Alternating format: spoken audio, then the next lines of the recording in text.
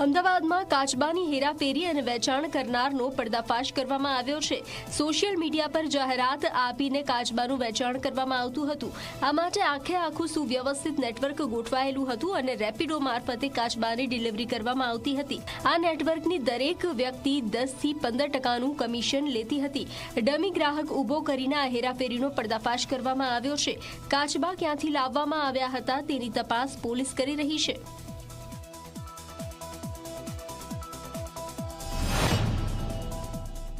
અત્યાર સુધી લગભગ 50 થી 60 સ્ટાર્ટ ઓટો જે આ નેટવર્ક સુધી વેચાણ કરેલા છે।